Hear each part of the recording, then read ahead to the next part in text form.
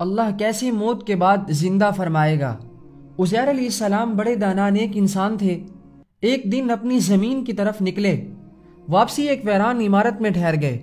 کیونکہ گرمی سخت تھی، آپ اپنے گدھے سے اتر کر عمارت میں داخل ہوئے۔ آپ کے ساتھ کھانے کے 2 ٹوکرے تھے، ایک ٹوکرے میں انجیر اور دوسرے میں انگور تھے۔ آپ نے اپنے ساتھ موجود پیالہ نکالا اور اس میں انگور نچوڑے، پھر خشک روٹی نکالی اور اسے مشروب میں ڈال دیا تاکہ کچھ نرم اور میٹھی ہو جائے تو کھا لیں۔ پھر آپ تھوڑی دیر کے لیے لیٹ گئے۔ نظریں عمارت کی ویران چھت کی طرف اٹھیں تو دیکھا کہ یہ عمارت اپنے عرشے پر کھڑی ہے اور اس کے رہنے والے مر کھپ چکے ہیں، کیونکہ اللہ نے ان پر نافرمانی کی وجہ سے عذاب نازل کیا تھا۔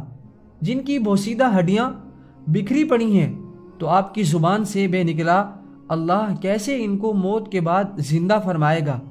پھر اللہ تبارک و تعالی نے حضرت جبرائیل کو ان کے پاس بھیجا، جنہوں نے حضرت عزیر علیہ السلام کی روح قبض کر لی، اور پھر 100 سال تک اللہ نے ان کو یوں ہی موت کی نیند سلائے رکھا۔ اس دوران بنی اسرائیل میں بہت سے واقعات اور حادثات رونما ہوئے، اور بیت المقدس پھر آباد ہو کر پر رونق شہر بن گیا۔ پھر اللہ تبارک و تعالی نے آپ میں روح پھونک دی، آپ زندہ ہو کر بیٹھ گئے۔ تو فرشتے نے پوچھا، آپ یہاں کتنی مدت سے ہیں؟ جواب دیا، 1 دن یا دن کا کچھ حصہ۔ فرشتے نے کہا، نہیں، بلکہ آپ 100 برس اسی حالت میں رہے۔ آپ اپنا کھانا پانی تو دیکھیے۔ اس نے کہا، اللہ اس کو اس کے مرنے کے بعد کیسے زندہ کرے گا؟ تو اللہ نے اسے 100 سال تک موت دے دی، پھر اسے زندہ کیا۔ کہا 1 دن یا اس سے بھی کچھ کم رہا۔ جب حضرت عزیر علیہ السلام نے اپنے کھانے کی طرف نظر ڈالی تو انگور کا شیرہ اور خشک روٹی اپنی اسی حالت میں تھی، اسی طرح انجیر اور انگور بھی اسی طرح تر و تازہ تھے۔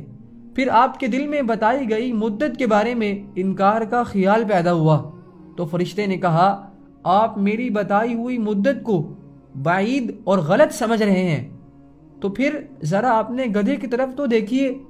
جب حضرت عزیر نے گدھے کی طرف دیکھا تو حیران رہ گئے، کیونکہ اس کی ہڈیاں گل سڑ کر بوسیدہ ہو چکی تھیں۔ فرشتے نے ہڈیوں کو حکم دیا تو ہڈیاں ہر طرف سے اکٹھی ہو کر ایک جگہ جمع ہوئیں اور پھر جڑ کر ڈھانچہ بن گئیں۔ حضرت عزیر حیران ہو کر اللہ کی قدرت کا نظارہ دیکھ رہے تھے۔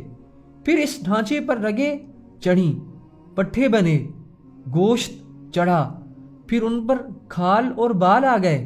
پھر فرشتے نے اس میں پھونک ماری تو گدھا آسمان کی طرف اپنا سر اور کان اٹھائے آوازیں نکالتا کھڑا ہو گیا۔